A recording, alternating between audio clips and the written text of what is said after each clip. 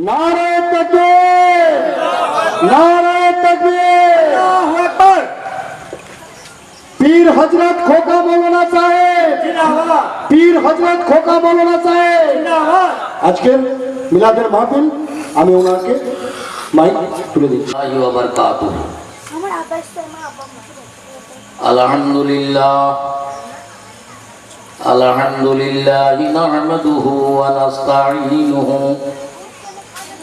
ওয়া নাস্তাগফিরুহু ওয়া নাউযু বিল্লাহি মিন শুরুরি আনফুসিনা ওয়া মিন সাইয়্যাতি আ'মালিনা মান ইয়াহদিহিল্লাহু ফালা মুদিল্লা লাহু ওয়া মান ইউদ্লিলহু ফালা হাদিয়া লাহু ওয়া আশহাদু আল্লা ইলাহা ইল্লাল্লাহু ওয়াহদাহু লা শারীকা লাহু ওয়া আশহাদু আন্না মুহাম্মাদান আবদুহু ওয়া রাসূলুহু আরসালা বিল হাক্কি বাসীরান ওয়া নাযীরা কামা ক্বালা আল্লাহু তাআলা ফি কালামিহিল মাজিদ ওয়াল ফুরকানিল হামিদ।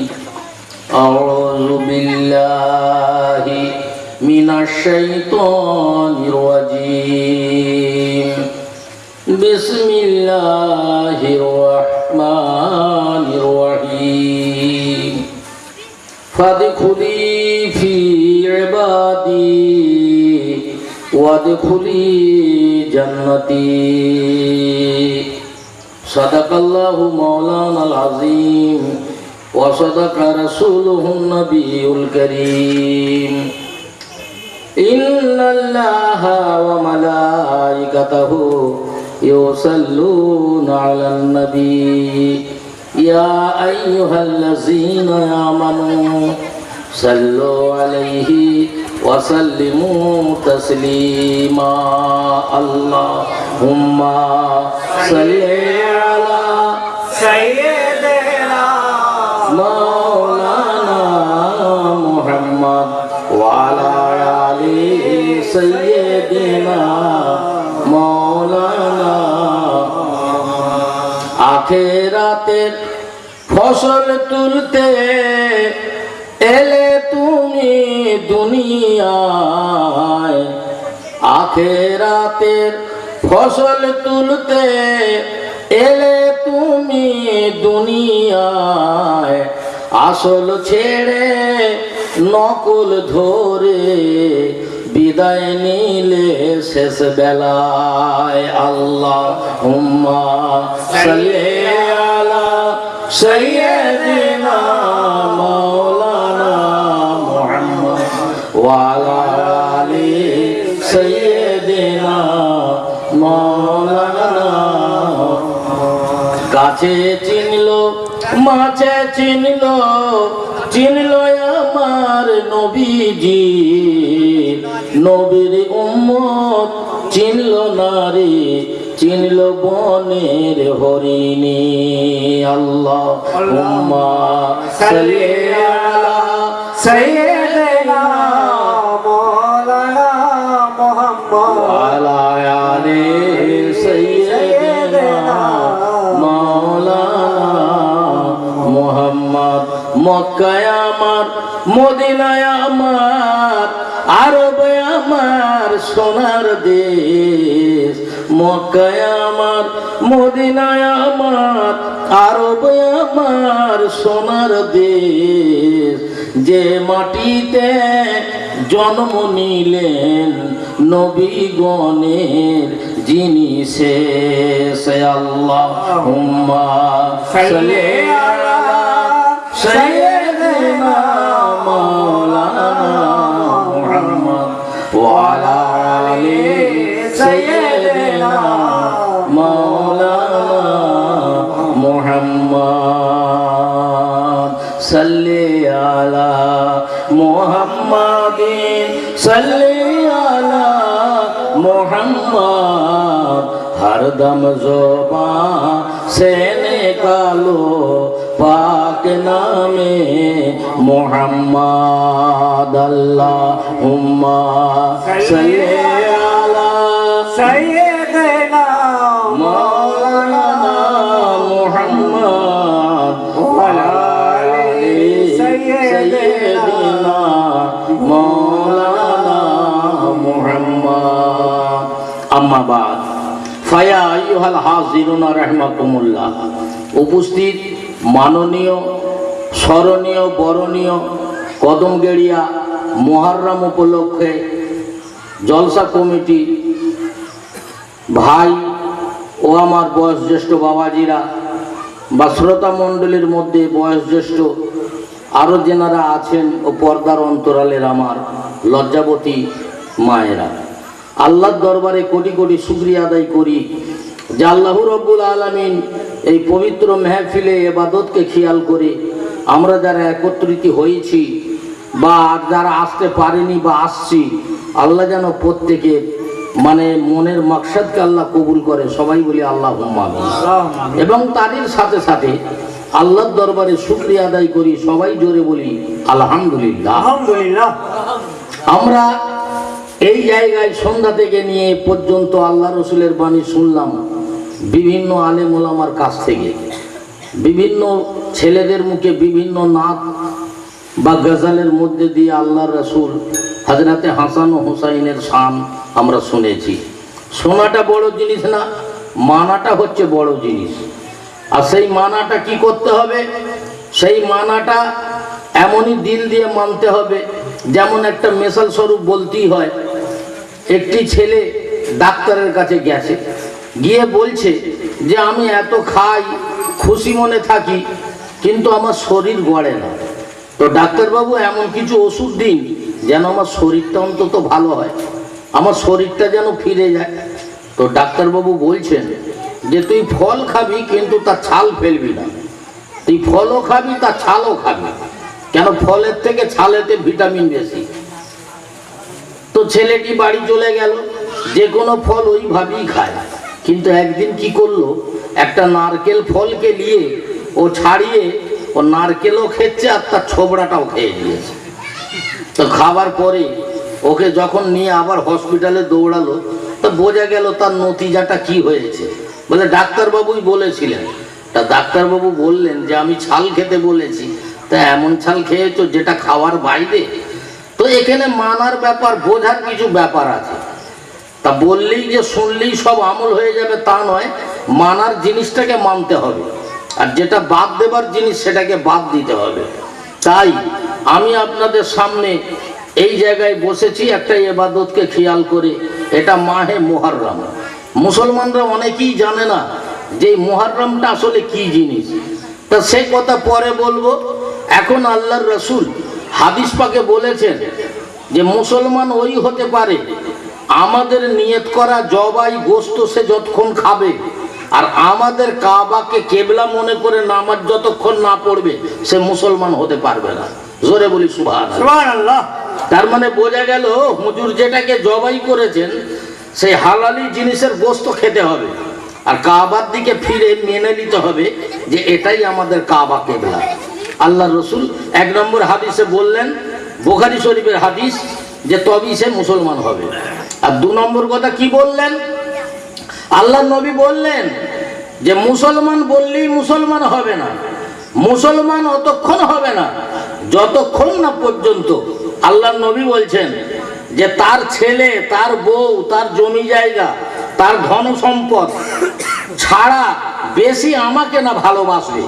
আল্লাহ নবী বললেন সব থাকতে বেশি আমাকে মোহব্বত করতে হবে, তবে সে মুসলমান হতে পারবে। আল্লাহ রসুল বললেন জমি জায়গা, টাকা পয়সা, ছেলে বিবি বাচ্চা ছাড়া যদি বেশি না আমায় ভালোবাসতে পারে সে ততক্ষণ মুসলমান হতে পারবে না। তাহলে বোঝা গেল যে মুসলমান হওয়া অত সোজা ব্যাপার নয় যে নামাজ পড়ে নিলাম, কপালে দাগ পড়ে গেল, আমি বড় পাঞ্জাবি পরে নিলাম, আমি মৌলানা হয়ে গেলাম, আমি পীর হয়ে গেলাম, আমি মুসলমান। অত সোজা নয়। আল্লাহ রসুলের মোহব্বত হচ্ছে আলাদা জিনিস। তা এই কথার মধ্যেই জড়িয়ে আছে মাহে মুহররম। আল্লাহর রসুলকে মোহব্বত করতে গেলে তাহলে সব ছাড়া যখন ভালোবাসতে বলেছে, তাহলে বুঝে নিতে হবে যে আমি কোথা থেকে নবীকে ভালোবাসবো। এই জন্যই নবীকে ভালোবাসতে হবে যে আল্লাহর নবী উনি যেমন তেমন নবী না, জোরে বলি সুবহানাল্লাহ। আল্লাহর রসুল মেরাজ গমন করেছেন, এমনকি স্বয়ং আল্লাহর সাথে কথা বলেছেন। আল্লাহর সাথে আল্লাহর নবীর কথা হয়েছে, যেটা মানুষের কথা বলা সম্ভব না। আল্লাহর রসুল বলেছেন, আমি ছিলাম মক্কা শরীফে ঘরে ঘুমিয়ে, হঠাৎ দেখি আমার ঘরের ছাদখানা ফেটে গেল। ঘরের ছাদখানা ফেটে যাওয়ার পরে আল্লাহর রসুল বলছেন যে হযরতে জিবরাইল আমিন আমার ছাদ দিয়ে ঘরে ঢুকে গেল। আল্লাহর রসুল শুয়েছিলেন, ওনার বুকটাকে ফেড়ে ফেললেন। আল্লাহর নবী বলছেন যে একটা তস্তরি এনেছে আর আবে জামজামের পানি দিয়ে আমার বুকটাকে ফেড়ে আমার হৃৎপিণ্ড নাড়ি ঘুড়ি সব বের করে ফেললো, জমজমের পানি দিয়ে ধুলো। আর ওই খানচাই করে আর সে বাড়ি থেকে জান্নাত থেকে পিয়ারে মুসলমান কিছু জ্ঞান ভর্তি জিনিস এনেছিল, আল্লাহর রসুলের ভিতরে ঢুকিয়ে দেওয়া হলো। আল্লাহর রসুল বলছেন দিয়ে আবার আমার বুকটাকে জুড়ে দেওয়া হলো। তারপরে হুজুরকে নিয়ে গেলেন মেয়েরাজে। তা আল্লাহর রসুলকে যখন মেয়েরাজে নিয়ে গেলেন, হযরতে জিবরাইল আমিন প্রথম আসমানে গিয়ে দরজা খুলতে বললেন ফেরেশতাকে। দরজা খোলার পরই ফেরেশতা দেখছেন যে হযরতে জিবরিল আমিনের সঙ্গে একজন লোক রয়েছে। সেটা কে না, আখেরি জামানার নবী। একবার করে বলি সুবহানাল্লাহ। হাদিসগুলো মন দিয়ে শুনবেন। এই হাদিসগুলো কোনো পুঁথিগত কেতাবের কথা না। আর এই হাদিস যদি শোনে মুসলমান মনে রাখে তো তার ঈমান তৈরি হয়ে যাবে। পেয়ারে মুসলমান, হরজাউলি মিলাদ আলাদা, কিন্তু খাস মিলাদ আলাদা। আর আল্লাহর রসুল দয়ার নবী যখন আসমানের দরজায় গেলেন তো ফেরেশতা বললেন আসমানের, ও জিবরাইল আমিন এটা আবার সাথে কে? বলে এটাই তো হলেন আল্লাহর নবী। বলে ওনার জন্য দরজা খুলবো কেন? বলে আল্লাহর হুকুম আছে। তো দরজা খুলে দিলেন, সেইখানে প্রবেশ করলেন। প্রবেশ করে দেখলেন কি জানেন, একটা লোক বসে আছে। সেই লোকটা কে? সেই লোকটা হচ্ছে হযরতে আদম আলাইহিস সালাম। জোরে বলি সুবহানাল্লাহ। আল্লাহর রাসূল মেরাজে যাওয়ার পরে দরজা খুলে দেখলেন যে আসমানেতে বসেছিলেন হযরতে আদম আলাইহিস সালাম। তো ডান দিকে তার ছেলে ছিল না, অনেকগুলো রূহ ছিল, আর বাঁ দিকেতে অনেকগুলো রূহ ছিল। আল্লাহর নবী দেখছেন যে ওই লোকটা ডান দিকে ফেরে হাসে আর বাঁ দিকে ফেরে কাঁদে। আল্লাহর নবী বলে, ও জিবরাইল আমিন আপনি বলে দিন ওই লোকটাকে ডান দিকে ফিরে হাসে আর বাঁ দিকে ফিরে কাঁদে। হযরতে জিবরাইল আমিন বলেন, ইয়া রাসূলুল্লাহ, ইয়া হাবিবাল্লাহ, ওই লোকটা হলো আপনার আদি পিতা হযরতে আদম আলাইহিস সালাম। মানে ডান দিকে যে রূহগুলো ওর ছেলেরা, বাঁ দিকের রূহগুলো ওর ছেলেরা। মানে ডান দিকের গুলো জান্নাতি, তাই ওদের দেখে উনি হাসছে, আর বাঁ দিকের গুলো সব জাহান্নামে যাবে, তাই উনি বসে বসে কাঁদছে। তাহলে বোঝা গেল যে আল্লাহর রাসূল তিনি আগেই জেনে নিয়েছেন কাদের জন্য দুঃখ আর কাদের জন্য হাসি। এইভাবে প্রথম আসমান, দ্বিতীয় আসমান, তৃতীয় আসমান ছেড়ে ছেড়ে ছেড়ে ছেড়ে আল্লাহর রাসূল সপ্তম আসমানে পৌঁছে গেলেন। যখন সপ্তম আসমানে পৌঁছে গেলেন তা হযরতে জিবরাইল আমিন আমার ভাইয়েরা উনি বলছে আমি আর যেতে পারবো না। সেখানে কি ছিল? সপ্তম আসমানেতে ছিল আরশে আজিম। আর সেখানে গেলেন না। উনি বললেন এরপর আমি যদি যাই তাহলে আমার রহমতের ডানাগুলো পুড়ে ছাই হয়ে যাবে। সেখানে একটা গাছ ছিল, সেই সিদরাতুল মুনতাহা তার নাম। সেই গাছটাকে বলছে কুল গাছ, এই কুল গাছের মতো দেখতে। আর সেই গাছটারই নাম সিদরাতুল মুনতাহা। সেইখানে গিয়ে আল্লাহর নবী সেজদায় পড়ে গেলেন, মানে আল্লাহকে সামনে পেয়ে সেজদায় রয়ে গেলেন এবং আল্লাহর সঙ্গে কথা হলো। আল্লাহর নবী সেখান থেকেই ফিরে এলেন। তো মুসা নবীর সঙ্গে দেখা হলো। সেইখানেই বলেছিলেন মুসা নবী যে আল্লাহ থেকে কি নিয়ে এলেন। তা উনি তখনই বলেছিলেন যে আমি 50 ওয়াক্ত নামাজ এনেছি। তো মুসা নবী বলেছিলেন এত নামাজ তো পড়তে পারবে না, আপনি কিছু কমিয়ে নিন। তখন দেখা গেল কমাবার কথা বলতে কমিয়ে কমিয়ে 5 ওয়াক্ত হলো। আল্লাহর নবী ঝরঝর করে কাঁদে, দয়ার হাবিব আমার কাঁদে। আল্লাহর নবী কেঁদে কেঁদে বলেন, আল্লাহ যদি আমার উম্মতের উপরে আমি যদি 50 ওয়াক্ত নামাজ দিতাম, আমার উম্মতদের নেকির অভাব হতো না। আল্লাহর তরফ থেকে খবর হলো, ও নবী আমার, ও গো হাবিবা আমার, ও গো তাবিবা আমার, যদি 5 ওয়াক্ত নামাজকে ভালো মনে পড়ে, আমি আল্লাহ রব্বুল আলামিন ওই 5 ওয়াক্ত নামাজের বদলে আমি 50 ওয়াক্ত নামাজের নেকি তাদের আমলি নামায় কবুল করে নেব।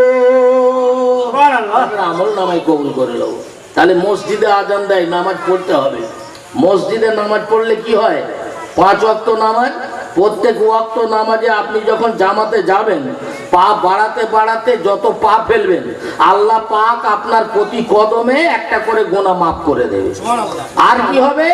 ওই যখন মসজিদের জামাতে আপনি যাবেন, তো আল্লাহর ফেরেশতারা তখন আপনার জন্য আল্লাহর কাছে দোয়া থাকবে সাক্ষী হয়ে। হাদিস পাকে এসেছে, আল্লাহর নবী দয়ার নবী বলেন, ওই ফেরেশতারা নামাজি যে জামাতে যাবে তাদের জন্য ফেরেশতারা নিজেরাই দোয়া করে, আল্লাহুম্মা গুফিরলি, আল্লাহুম্মা হুম্মারনি।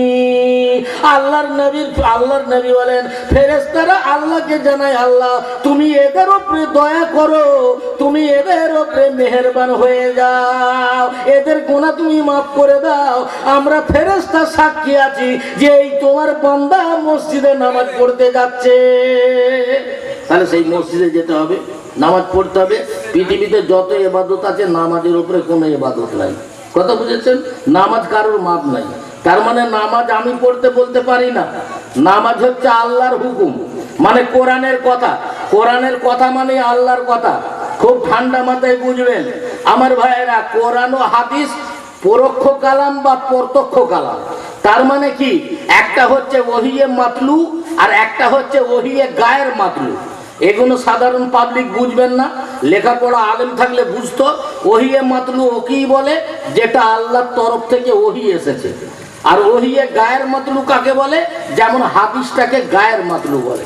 তার মানে নবীর হাদিস অনেক সাহাবীরাও বলেছে, কিন্তু আল্লাহর কোরআন কেউ বলেনি, স্বয়ং আল্লাহ বলেছে।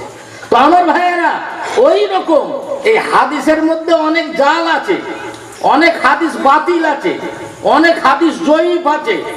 যার জন্য এই কোরআন হযরতে আবু বকর সিদ্দিক রাদিয়াল্লাহু তাআলা আনহু যখন খেলাফত পেলেন, সেই সময় দেখা গেল যে অনেক জ্ঞানীরা মরে যেতে লাগলো, ইয়ামামার যুদ্ধ হাফেজরা মরে যেতে লাগলো। দেখলো কোরআন বিলুপ্ত হয়ে যাবে, কোরআন ধ্বংস হয়ে যাবে, কোরআনটা মুছে যাবে। তাই হযরতে আবু বকর সিদ্দিক রাদিয়াল্লাহু তাআলা আনহু উনি জ্ঞানীদের ঘরে নিয়ে এই কোরআন ছাপার ব্যবস্থা করেছিলেন। ওই রকম যখন মশলাগুলো ঘেটে যেতে লাগলো, পৃথিবীতে যত মশলা লেখক আছে সব থেকে বড় ইমাম হচ্ছে আমাদের ইমাম, মানে আমরা যার মশলা মেনে চলি, যেনার নাম হযরতে ইমামে আজম আবু হানিফা রাহমাতুল্লাহ আলাইহি।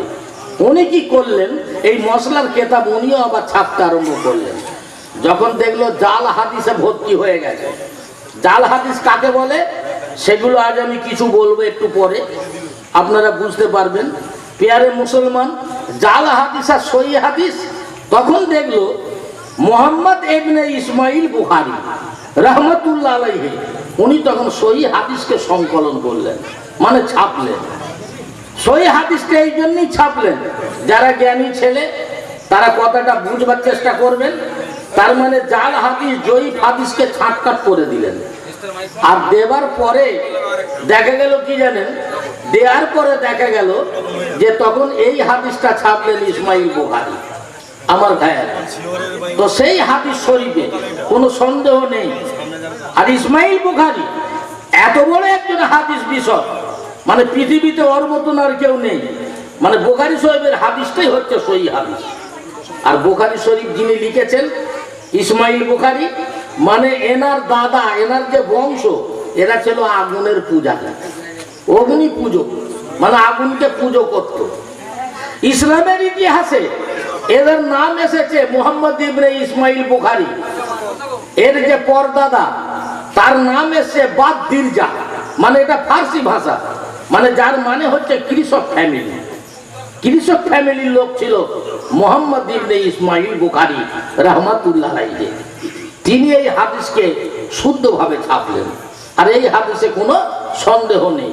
সেই ইসমাইল বুখারী রাহমাতুল্লাহ আলাইহি হাদিস পাকে বলছেন যে আল্লাহর রসুল বলেছেন যে আল্লাহ তার নূরকে দুটো ভাগ করলো।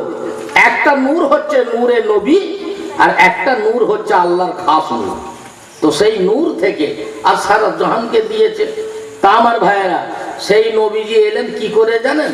আমরা তো সাধারণ জানি মা আমেনার পেটে জন্মালো আল্লাহর রসুল। আমরা তো জানি আব্দুল্লাহর বেটা আল্লাহর রসুল। বলুন না, আপনারাই বলুন, কার দিকে ফিরি? কাবা শরীফ আছে কোন জায়গায়? মক্কা শরীফ আছে, কিন্তু মক্কার আর একটা নাম আছে, আপনারা জানেন? আমরা জানি মক্কা শরীফ আর মদিনা শরীফ। মক্কার আর একটা নাম আছে, সেটা কি জানেন? মক্কার আসল একটা নাম আছে, সেটা আমরা প্রচার করি না, সেটা আমরা বলি না। আর সেই জিনিসগুলো আমাদের, আমার ভাইয়েরা, যখন পড়ানো হয় টাইটেলের পরে মাইকে সাউন্ড কমবে ভাইয়েরা আমার,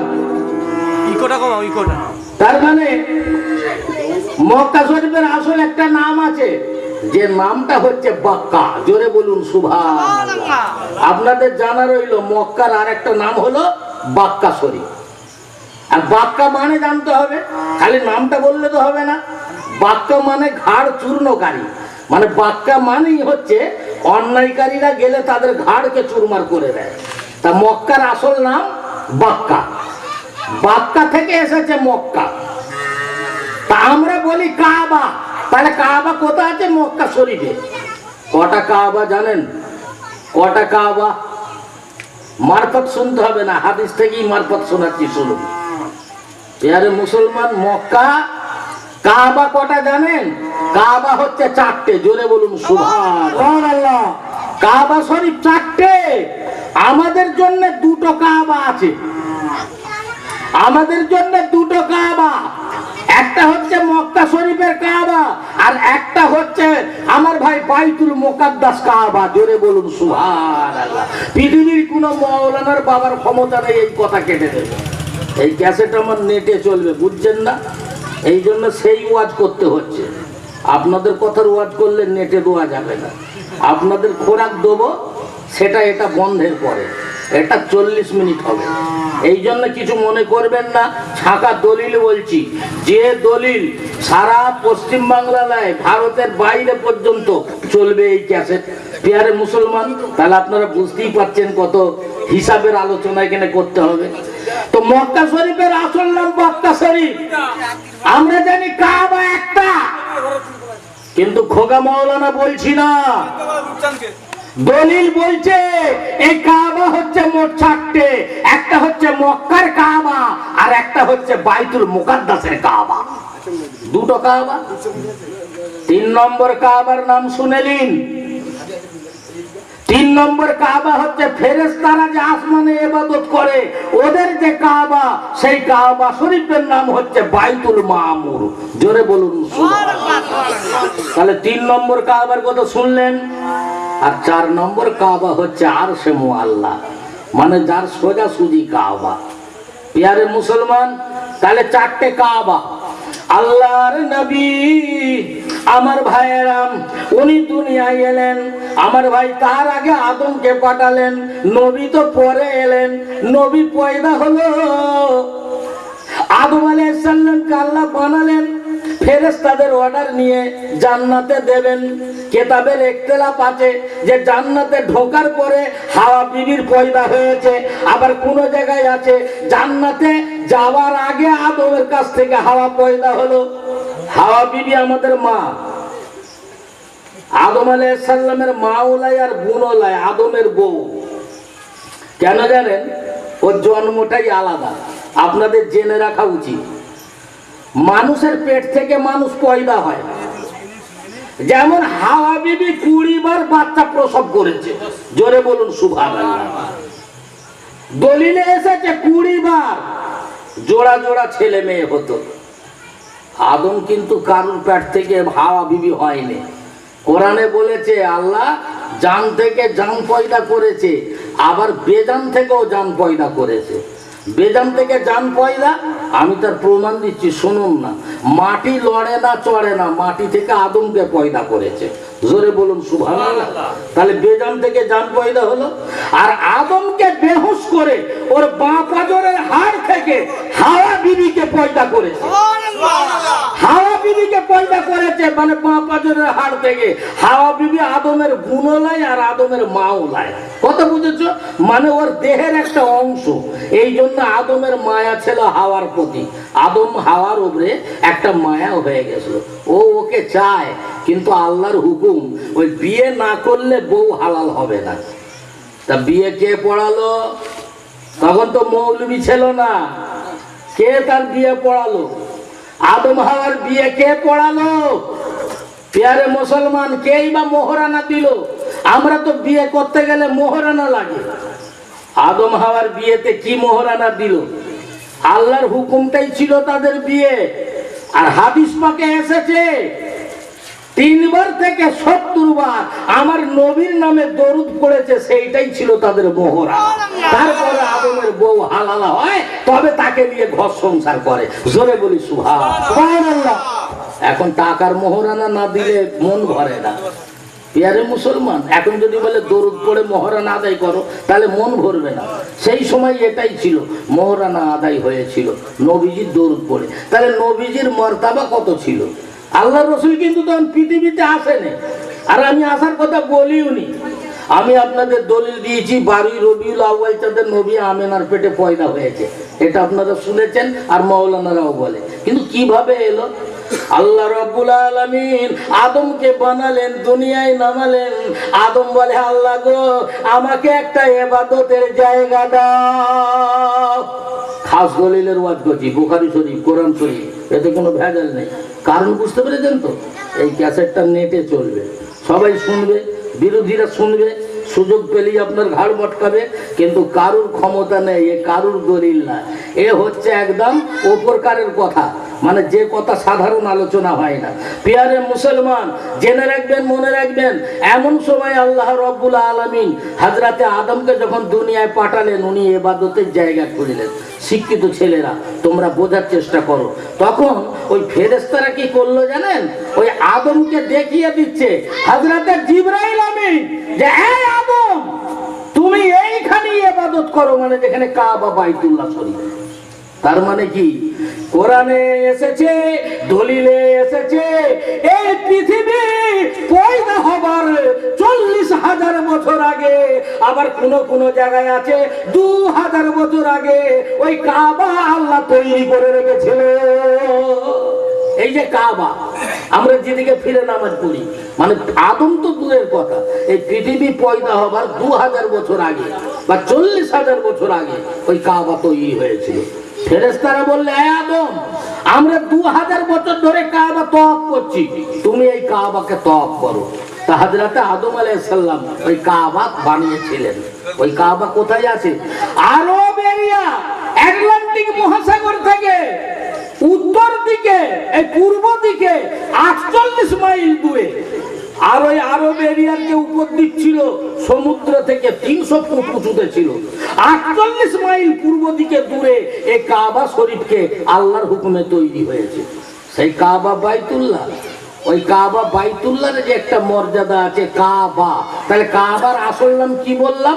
মক্কার আসল নাম বললাম বাক্কা। এই কথা মনে রাখবেন। আর বাক্কাটাই হচ্ছে মক্কা, আর মক্কাটাকেই বলে কাবা বাইতুল্লাহ। এবার কাবা বাইতুল্লাহ কেন বলা হয়? কাব মানে উঁচু, মানে উঁচু, বাইতুল্লাহ আল্লাহর ঘর, উঁচু আল্লাহর একটা ঘর। তো পেয়ারে মুসলমান, ওই জায়গাটা তৈরি হলো। আল্লাহর রসুল ওখান থেকে যখন হিজরত করে যখন মদিনায় চলে গিয়েছিলেন, তো দেখে ইহুদিরা বাইতুল মুকাদ্দাসকে কেবলা বানিয়ে ওরা ওই দিকে মুখ করে নামাজ পড়ে। আল্লাহর নবী ওদের ঘরে খুশি করার জন্যে, ওদের সঙ্গে মিল রাখার জন্যে উনিও ওই দিকে ফিরে নামাজ পড়তে লাগলেন। কিন্তু মনটা তার ছিল কাবার দিকে। একদিন লাই, দুদিন লাই, হাদিস পাকে এসেছে 16 থেকে 17 মাস আল্লাহর রাসূল ওই কাবাকে বন্ধ করে দিয়ে ওই বাইতুল মুকাদ্দাসের দিকে ফিরে নামাজ পড়েছে। 16-17 মাস। একদিন জোহরের সময় আয়ুব আনসারীর বাড়িতে হুজুর নামাজ পড়ছেন জোহর, কোন হাদিসে আছে আসর, ইখতিলাফ আছে। প্রিয় মুসলমান, যখন নামাজ পড়ছিলেন 3 রাকাত পড়া হয়ে গেছে, মানে 2 রাকাত পড়া হয়ে গেছে, 3 রাকাতের সময় ওহী আসতেছে, ইয়া রাসূলুল্লাহ তুমি ওই কাবার দিকে মুখটা ঘুরিয়ে দাও। নামাজ পড়তে পড়তে মুখটা ঘুরিয়ে আবার কাবার দিকে করে দিল, সবাই করে নিল। মানে 3 বার হুকুম হয়েছে ওহী যে ওই কাবা ওদিকে না, ওটা হবে পশ্চিম দিকে, ওই মক্কা শরীফটাই তোমাদের কাবা। তো ভাইয়েরা, ওই কাবার এত গুণ আছে, কাবা যাইতেই না। ওই কাবার উপর দিয়ে কোনো প্লেন যেতে পারে না, কোনো পাখি যেতে পারে না, ওই কাবা চত্বরে কোনো জুলুম হতে পারে না। ওই কাবা বাইতুল্লাহর ঘরটা এমনই। ওই কাবা শরীফে আল্লাহর নবী ঢুকেছেন, তওয়াফ করেছেন, উনি নামাজ পড়েছেন। হযরতে বেলাল দাঁড়িয়ে আছে, ওনাকে জিজ্ঞাসা করলেন আল্লাহর নবী কি কাবার ভিতরে নামাজ পড়লেন? হযরতে বেলাল বলে না, ওই কাবায় নবী ঢুকলেন, ঢুকে 2টো থাম আছে, ওই থামের মাঝখানে নবী নামাজ পড়েছেন। আর আল্লাহর রাসূল ওই কাবা থেকে বের হয়ে ওই বাঁদিকে উনি চত্বরে 2 রাকাত নামাজ পড়েছেন। আমার ভাইয়েরা, ওই কাবা আবার ডুবে গিয়েছিল কোন সময়? হযরতে নূহ নবীর জামানায়। তার মানে আদমের পরে হযরতে নূহ নবীর যুগ এলো। একবার দরুদ শরীফ পড়ুন, আল্লাহুম্মা সাল্লি আলা সাইয়্যিদিনা মাওলানা মুহাম্মদ। কাছে দোয়া করলেন, আল্লাহ তুমি দুনিয়াকে ধ্বংস করে দাও। নবীর কথায় আল্লাহ দুনিয়া ধ্বংস করে দিয়েছিল, মানে সব ডুবিয়ে দিয়েছিল। মানে এই কথার ভিতর দিয়ে মহরমে যাচ্ছি, কিন্তু খালি মহরম মহরম কি অত মহরমের ওয়াজ শুনবেন? এর গোড়া কোথায়, এর আধিপত্যম কোথায়? প্রিয় মুসলমান, মুসলমানকে জানতে হবে, না জানলে আমরা অন্ধভক্ত হয়ে থাকবো। তো এমন সময় দেখে গেল হযরতে নূহ নবী আল্লাহর কাছে দোয়া করলেন, আল্লাহ দুনিয়াকে ধ্বংস করে দিলেন, সবে ডুবিয়ে দিলেন। ওনার নৌকায় যারা ঈমান এনেছিল, চড়েছিল, আর ওই ভাইয়েরা কয়েক মাস প্লাবন হবার পরে ওই নৌকা যদি পাহাড়ে ঠেকে গিয়েছিল, মানে বন্যা থেমেছিল। আর যেদিন থেমেছিল কোন দিন জানেন? সেটা হচ্ছে এই মাহে মুহররমের এই 10 তারিখ, এই আশুরার দিন। জোরে বলি সুবহানাল্লাহ। তাহলে বোঝা গেল পৃথিবী লয়ের মুখ থেকে ফের উদ্ধার হয়েছে, সেটাও এই আশুরার দিন। হযরতে আদম আলাইহিস সালামকে আল্লাহ পয়দা করেছেন এই আশুরার দিন। হযরতে আদম আলাইহিস সালামকে আল্লাহ জান্নাতে দিয়েছেন এই আশুরার দিন।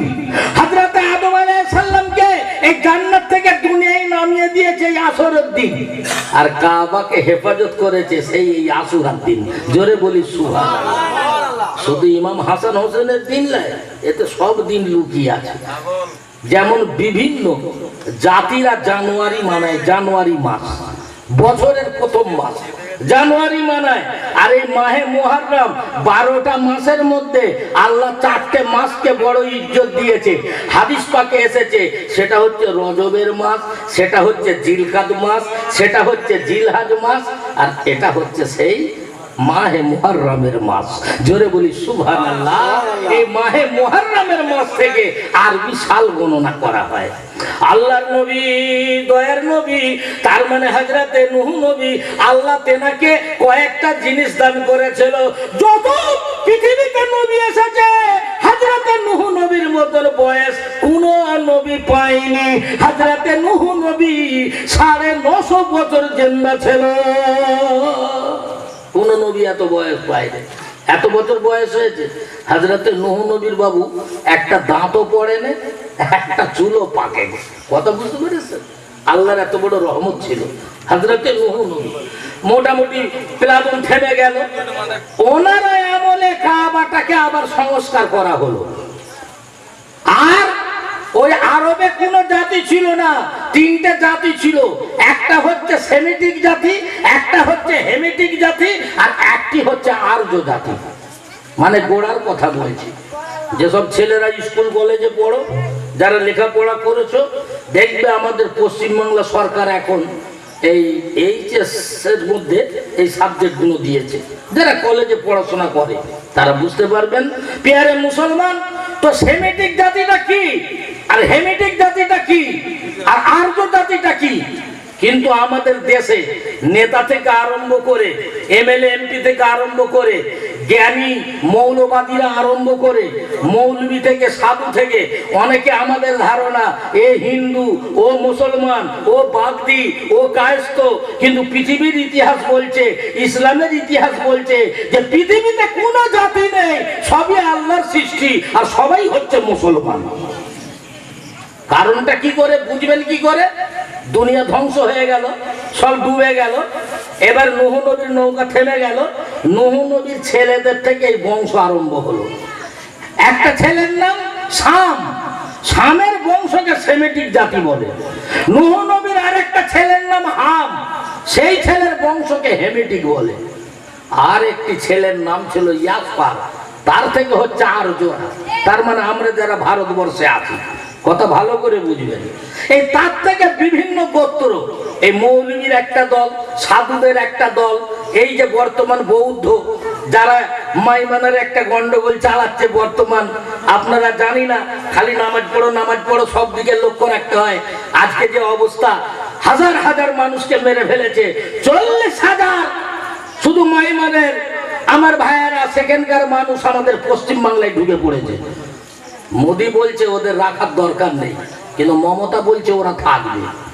পার্টি যখন যেই যেত, মুসলমানের তার কেউ বাপ দাদা নাই যে জ্যোতি বসু বাপ আর মমতা খালা, কেউ কিচ্ছু নাই, কিন্তু পার্টি যা কাজ করবে তাকে সাপোর্ট করতে হবে।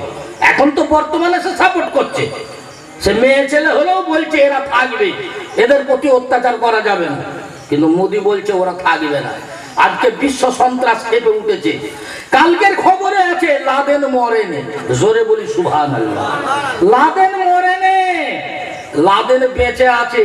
যখন প্লেন আমেরিকা উড়িয়েছিল যে লাদেনের লাশ নিয়ে যাচ্ছে আমেরিকার আটলান্টিক মহাসাগরে ভাসিয়ে দেবে, ওই সময়ে ওই প্লেনটা ওটার সময়তেই ফেটে চুরমার হয়ে যায়। তার মানে এটা লাদেনের বউ আমদান সাক্ষী দিচ্ছে। আর বর্তমানে এখন লাদেনের একটা বেটা যার নাম হচ্ছে হামজা, সে এখন আমেরিকায় সন্ত্রাস করার জন্য চেষ্টা চালাচ্ছে। মানে নিউজে তো অনেক কিছুই বলে, আমরা তো ঘরে বসে বসে দেখি। তো এই দেখতে দেখতে দেখা গেল আজকে রোহিঙ্গিনী এলাকার মানুষের কি অবস্থা। ওখানকার সেনারা কচি কচি বাচ্চার সামনে তাদের মায়েদের দিয়ে জেনা করতেছে। পিয়ারে মুসলমান, দেখলে বুক কেঁপে যাবে। বাংলাদেশে প্রচুর ঢুকেছে। আজকের খবর, বাংলাদেশে বৌদ্ধদের ধরে খালি পেটাই করতেছে গণধোলায়, তাতে তারা হাতে পায়ে পড়ছে। আর এই খবর চলে গেছে আমেরিকা পর্যন্ত। মুসলিম দেশ বেশি, এবার তারা বিভিন্ন কৌশল নিয়েছে, যোদ্ধারা সন্ত্রাসীরা তারা উঠে পড়ে লেগেছে, এখন মিটমাটের চেষ্টা হচ্ছে। তা এই যে ক্ষয়ক্ষতি, এর কারণ কি জানেন? এতে রাজনীতি মনোভাব বলুন আর যাই বলুন না কেন, সে তো যা মরার মরেই গেল, পরে তো আর মেরে কিছু হবে না। তো সব জিনিসের মূল হচ্ছে এই দ্বন্দ্ব বাঁধিয়ে দিয়েছে হিন্দু ও বৌদ্ধ ও খ্রিস্টান। কিন্তু ইসলাম বলছে কোনো জাত নাই, সব একটাই জাত, সেটা হচ্ছে মুসলমান, আর সবই আল্লাহ সৃষ্টি। তার মানে এই যে ছড়িয়েছে ওই নূহ নবীর 3টে বেটা থেকে, তাহলে বোঝা গেল তারা তো মুসলমান। তাহলে নতুন করে আর্য হিন্দু এলো কোথা থেকে? এবার আমাদের বাপেরা কেউ পুজো শিখিয়েছে আর কেউ মসজিদে যাওয়া শিখিয়েছে, আমরা পরিবেশে সেইটা তৈরি করেছি। তো যাই হোক আমার ভাইয়েরা, ওই মক্কা শরীফ আমার ভাইয়েরা, ইহুদিরা বলল যখন নবী কাবার দিকে ঘুরে নামাজ পড়ছে, ইহুদিরা বলল মুসলমানের ধর্মে ঠিক নাই, ওরা কখন একে কাবা বলে আবার কখনো বাইতুল মুকাদ্দাসকে কাবা বলে। আল্লাহ রহি এলো, ওগো নবী, ইয়া রাসূলুল্লাহ, ইয়া হাবিবাল্লাহ, তুমি ওই ইহুদিদের বলে দাও মুসলমানরা কোন কাবার পূজারি না। কেননা আল্লাহ পাক জানালেন, হে নবী বলে দাও পূবের মালিক আল্লাহ আর পশ্চিমেরও মালিক আল্লাহ। তার মানে বাইতুল মুকাদ্দাসে আল্লাহ বসে নেই, আর কাবা শরীফেও আল্লাহ বসে নেই, আল্লাহর সবই আয়ত্ত। এখানে প্রশ্ন আসতে পারে যে যদি কাবার কোনো ইজ্জত নেই, তাহলে কাবার দিকে ফিরে এই 1.5 কোটি মুসলমান ভারতবর্ষে বা তাম পৃথিবী থেকে কেন তারা ফিরে নামাজ পড়ে? এর কারণ কি জানেন? এটা একটা মানে মোহাব্বতের ব্যাপার, মানে ঐক্যের ব্যাপার। একতার ব্যাপার, যে মুসলমানরা এক মতে এক মনে এক দ্বিধায় তারা একদিকে মুখ করে আল্লাহর ইবাদত করছে। আল্লাহ সব জায়গায় আছে, আল্লাহ কাবায় বসে নেই। প্যারে মুসলমান, তাহলে বোঝা গেল এই জন্যই আমাদের কাবার দিকে ফিরতে হয়। সেই আল্লাহ রসুল দয়ার নবী সহজে মা আমেনার পেটে আসেনি, এলো তো আদমের পরে নূহ আলাইহিস সালামের ছেলেরা। কথা বুঝবেন আমার ভাইয়েরা। এইবারে ওর পরে কি হচ্ছে, হযরতে ইব্রাহিম নবী আসছে নূহের বংশের ভেতর দিয়ে। ইব্রাহিম নবীর হচ্ছে দুটো ছেলে, একটা ছেলের নাম ইসহাক আর একটা ছেলের নাম হচ্ছে ইসমাইল। কমিউনিট আছে আছে তো ঠিক আছে, ওগুলো আমরা করব, কোম্পানি করবে, উনি করার করে যাবে। প্যারে মুসলমান ভাইয়ের আমার, মিক্সিংটা মানে টাইম শর্ট হয়ে এসছে। তো তো যে কথাটা বলছিলাম, তো একটা নবীর নাম হচ্ছে ইসহাক আর একজন হচ্ছে ইব্রাহিম। আমার ভাইয়েরা, ইব্রাহিমের দুই ছেলে, একটা হচ্ছে ইসহাক আর একটার নাম হচ্ছে আপনার ইসমাইল। ইসমাইলের বংশে নবী জন্ম হলো, তাই নবীকে ইসমাইলে বলে। আবার ইসহাকের দুটো ছেলে, বড় ছেলের নাম আয়াস আর ছোট ছেলের নাম ইয়াকুব। তার বংশে একটা নবী এলো, সেটা হচ্ছে ইউসুফ নবী। ওই ইয়াকুব নবীকে ইসরাইলি বলে, আর ইসমাইলকে ইসমাইলি বলে। ইসমাইলিতে এলেন নবী মুহাম্মদুর রাসূলুল্লাহ সাল্লাল্লাহু আলাইহি ওয়াসাল্লাম, তিনি জন্ম হলেন। কোন নবী আমার ভাইয়েরা, সেই নবীর কথাই বলছি। একবার মুহাব্বতে দরুদ পড়ুন, আল্লাহুম্মা সাল্লি আলা সাইয়্যিদিনা মাওলানা মুহাম্মদ ওয়া আলা আলি সাইয়্যিদিনা মাওলানা মুহাম্মদ আল্লাহুম্মা সাল্লি আলা সাইয়্যিদিনা মাওলানা মুহাম্মদ ওয়া আলা আলি সাইয়্যিদিনা মাওলানা মুহাম্মদ। সেই কোন নবীর কথা বলছি? আর এই মাহে মুহররম নবীরই নাতিরা শহীদ হয়েছে, সেই নবী। তাই কবি এক জায়গায় বললেন, আরে নানা যেমন ওই নাতি তেমন, জোরে বলি সুবহানাল্লাহ। আরে নানা যেমন ওই নাতি তেমন, দুনিয়া জানে দোনো জাহানে, আরে দুনিয়া জানে দোনো জাহানে, নেই কোনো তার জুড়ি এমন। নানা যেমন নাতিও তেমন, নানা যেমন নাতিও তেমন। মানে সেই নবী, এমন নবী, নানা যেমন নাতিয়ে তেমন। কোন নবী? উম্মতি তামাম পাবে ওই নাজাত, যার ওসিলায় মিলবে জান্নাত। উম্মতি তামাম পাবে ওই নাজাত, যার ওসিলায় মিলবে গো জান্নাত। নিয়ে যাদের গোড়া আহলে বায়াত, সে নাম মুখে নিয়া ইবাদত।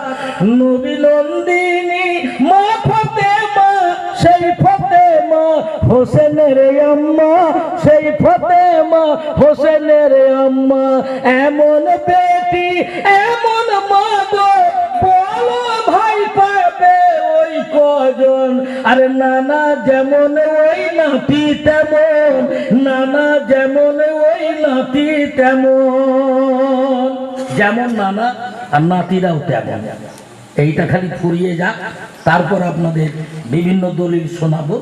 আমার ভাইয়েরা খেয়াল করুন, আজকে আপনারা শুনছেন কদম গেড়ে জলসা কমিটি মাহে মুহররম উপলক্ষে আপনাদের এই 2-10 মিনিট আমি 2-4টে কালাম তাড়াতাড়ি বললাম, হাদিস বললাম। কিন্তু আমার ভাইয়েরা আপনারা জানেন যে এইভাবে তাড়াহুড়ো করে কিছু তো সমাধান হয় না। ইনশাল্লাহ খোকা মাওলানা সাক্ষাতে আপনাদের প্রশ্নে আমি উত্তর দিতে বাধ্য থাকিব। তার মধ্যে আমার কোন হুজুরের কথা বললাম? আরে দিন ও দুনিয়ার বাদশা না জান, জোরে বলি সুবহানাল্লাহ। আজ দিন ও দুনিয়ার বাদশা না জান, নাতির উপরে যে আল্লাহ মেহেরবান, নাতির উপরে যে আল্লাহ মেহেরবান। হোসেন হলো যে বেটা মুর্তজার, জান্নাত রানী টুকুরা কালিজার। ফাতেমার রোজা আলীর নামাজ, জোরে বলি সুবহানাল্লাহ। ফাতেমার রোজা আলীর নামাজ, দুনিয়ায় পড়লো হোসেন ওই জান্নাতি সাজ। কালী কামেলিতে ঢাকা, কালী কামেলিতে ঢাকা, আছে দেখো পাঁচটা রতন। নানা যেমন ভাই নাতি তেমন, যেমন ভাই নাতি তেমন। জোরে বলি সুবহানাল্লাহ। সুবহানাল্লাহ। শেষ ছন্দ শুনুন আমার কবি কি বললেন। নিজে জহরটি পান ওই করে, নিজে জহরটি পান ওই করে, বিলিয়েছেন নানা আতর সবারে। দেবে জান হোসেন ওয়াদা করে, ইসলাম দুনিয়ায় কায়েমের তরে, ইসলাম দুনিয়ায় কায়েমের তরে। নানা বেঁধেছেন পেটেতে পাথর, ওরে নানা বেঁধেছেন পেটেতে পাথর। আছে এমনি কত নিদর্শন, আরে নানা যেমন ওই নাতি তেমন, নানা যেমন ওই নাতি তেমন। দুনিয়া জানে দোনো জাহানে, ওরে দুনিয়া জানে দোনো জাহানে, নেই তার কোনো জুড়ি এমন। নানা যেমন তার নাতি তেমন।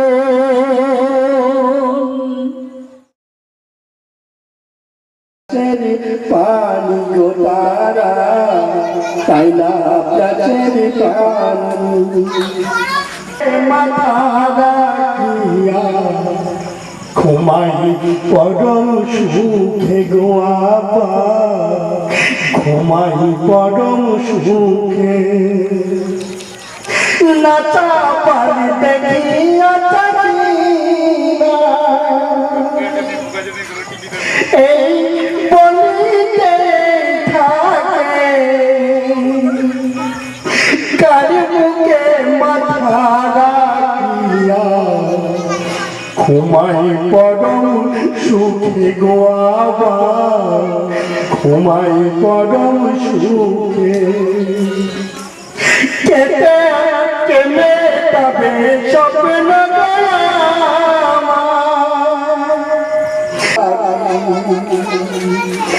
দিনের পানি দিয়েছে কুরবানি,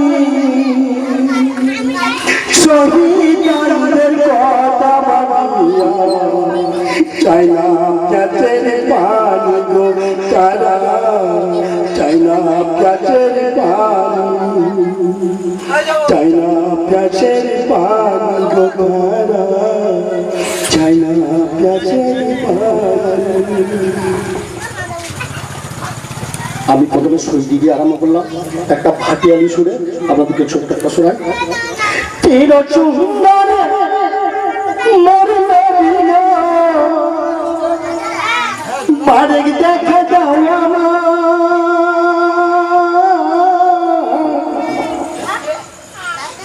অথবা আমি যাইতে নারী সুদূর দেখার মদিনা, সুদূর দেখার মদিনা। চির সুন্দর মোর নবী গো, বারেক দেখা দাও আমার, অথবা আমি যাইতে নারী সুদূর দেখার মদিনা, সুদূর দেখার মদিনা। তোমার দেখা যদি না পাই, কেঁদে কেঁদে এই দুনিয়া, এই দুনিয়া। আমি তোমার দেখে যদি না পাই,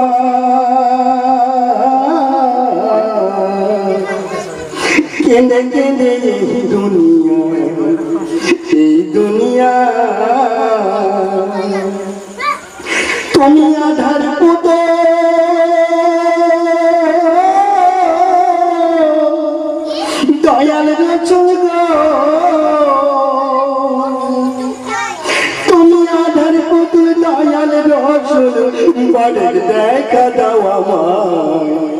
বারেক দেখা দাও আমার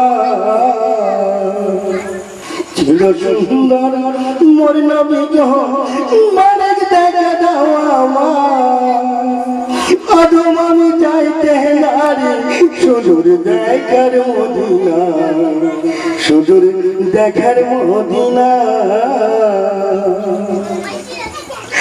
লক্ষ মনের মানিক রত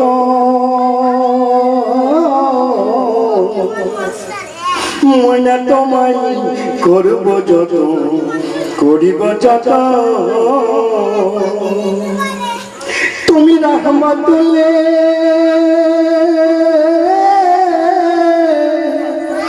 রহমতুল্লিল আলামিন গো তুমি রহমতুল্লে তুমি রহমতুল্লিল আলামিন গো বারেক দেখা দাও আমার বারেক দেখা দাও আমার চির সুন্দর মোর নবী গো বারেক দেখা দাও আমার আদম আমি যাইতে নারী সুদূর তোমার মদিনা সুদূর তোমার মদিনা তোমার দেখা পাইনি বলে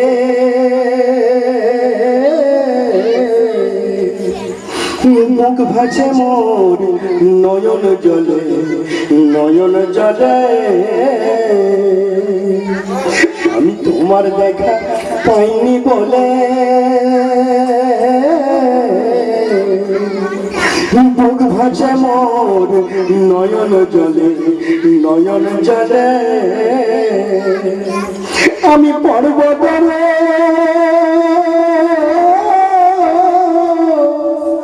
বলব নবী গো আমি পর্বতরে বলব নবী বারেক দেখা দাও আমার বারেক দেখা দাও আমার চির সুন্দর মোর নবী গো বারেক দেখা দাও আমার আধম আমি চাইতে নারী সুদূর দেখার মদিনা সুদূর দেখার মদিনা। আচ্ছা আমাদেরকে জানাবো ধাইয়া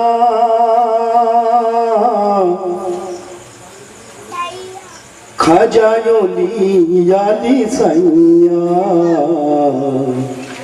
খাজায়লি আলি সাইয়া আজা বাবা খাজার কাছে যাব ধাইয়া খাজায়লি আলি সাইয়া খাজা কামেলা খাজা মেলা খাজা কামেলা খাজা মেলা খাজা নেওয়াজি ভাইয়া খাজার কাছে যাব ধাইয়া খাজায়লি আলি সাইয়া খাজা সখীজি সখী নেওয়াজি সকলের যাচাই দিতেছে সকলের যাচাই দিতেছে খাজা সখীজি সখী নেওয়াজি সকলের যাচাই দিতেছে সকলের যাচাই দিতেছে যাব যেখানে খাজা সেখানে সুখী হব খাজা পাইয়া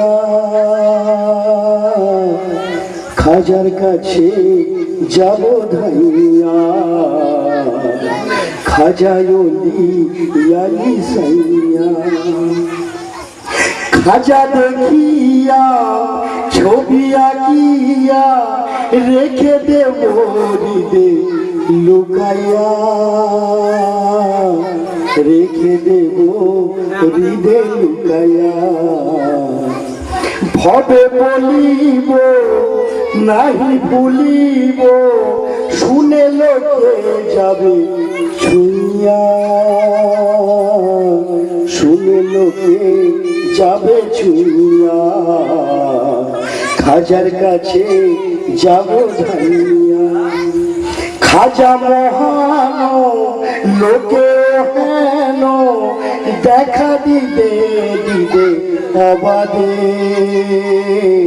দেখা দিবে হৃদয় অবাদে কবি বলেছে বলে চলেছে মাঝে পাবে নই নইয়া খাজার কাছে যাব ধাইয়া খাজায় আলি সাইয়া। আমি সৈদিকে ওরি নাইদা দিলি না গো প্যাসের পানি কেন বল ওরি নাইদা দিলি না গো প্যাসের পানি।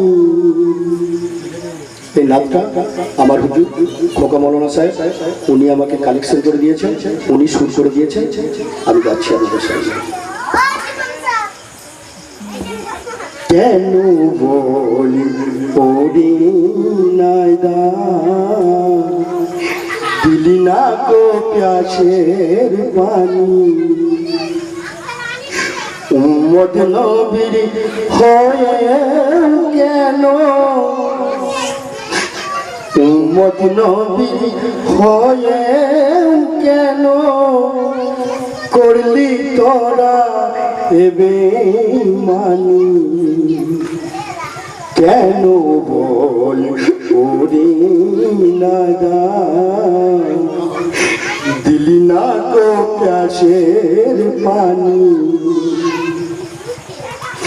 জবাব কি দিবি তোরা হাসরের ময়দানে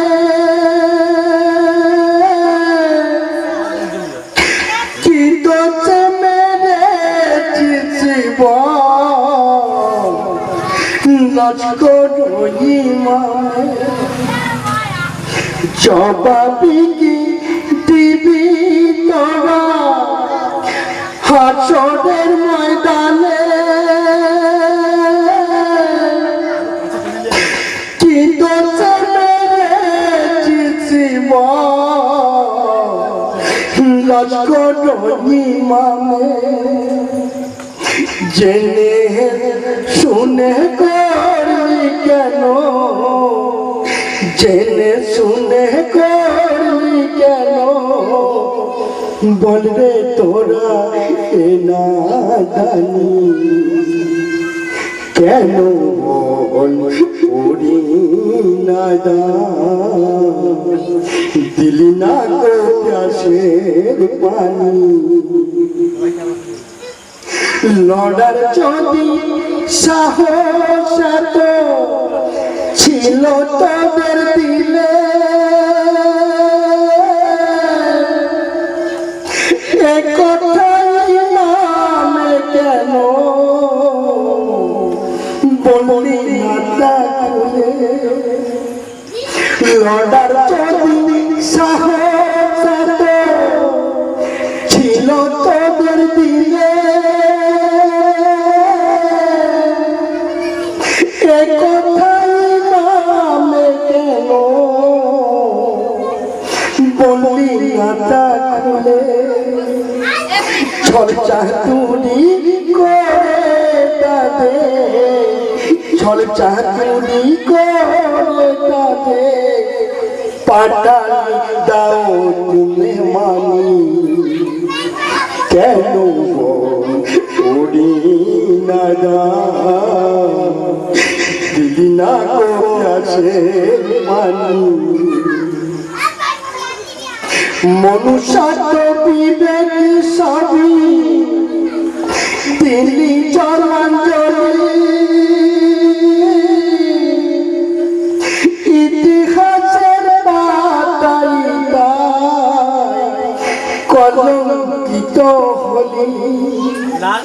মনুষ্য বিবেক স্বামী তিনি চালান চলে ইতিহাসে পাতাই কলঙ্কিত হলি কলমাওয়ালা হয়েও কেন কলমাওয়ালা হয়েও কেন করলি তোরা এ বেঈমানি কেন বল ওরে নাদান দিলি না তো প্যাসের পানি পঞ্চাতনি পঞ্চবাগে ফোটাছে এক আল্লাহ যাহার নাম রাখিল মোহাম্মদ রাসূল পঞ্চাতনি পঞ্চবাগে ফোটাছে এক আল্লাহ যাহার নাম রাখিল মোহাম্মদ রাসূল আব্বা যাহার শেরে খোদা আব্বা যাহার শেরে খোদা মা ফাতেমা জান্নাতে রানী কেন বল ওরে নাদান দিলি না তো প্যাসের পানি কেন বল ওরে নাদান দিলি না তো প্যাসের পানি হাই হোসে নির্লোহিতে ভেসে যাই কারবালার জমি হাই হোসে নির্লোহিতে কাঁদিছে জাইনাবে কুলসুম বিবি চেহারা বানুতে কাঁদিছে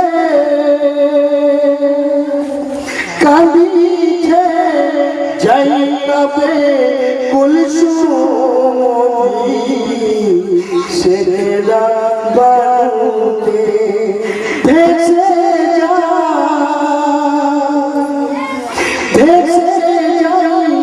কারবালার জমি হাই হোসেনের লহুতে খুলে দে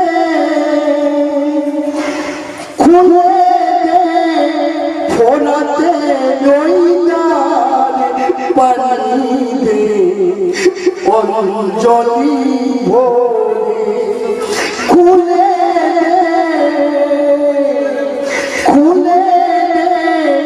ফোড়াতে কইনার পানিতে অঞ্জলি ভরে হোসেনের মশাকে পাছে আসগারে মোরে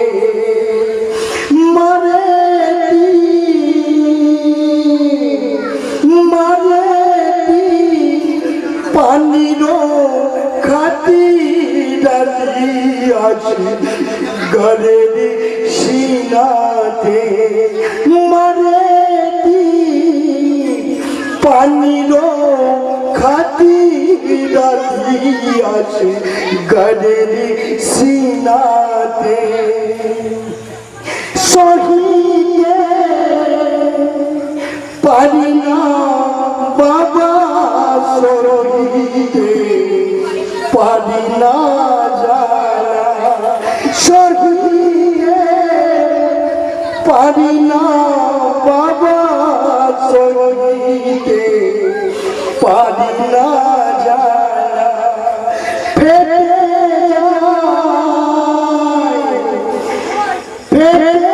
যাই কালে যা বাবা গেছে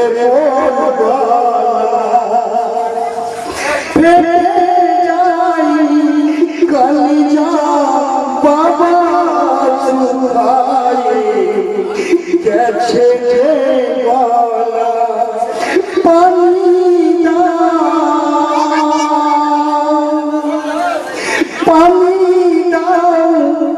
পানি দাও বাবা পানি দাও একটু হাসি গাড়িকে দেখে যাও আলী মুর্তাজা দেখে যাও আলী মুর্তাজা দেখো বিবি ফাতেমা দেখে যাও আলী মুর্তাজা দেখো না বিবি ফাতেমা কেমন মেহেদি রঙেতে লোহতে সাকিনা কেমন মেহেদি রঙেতে লোহতে সাকিনা দেখা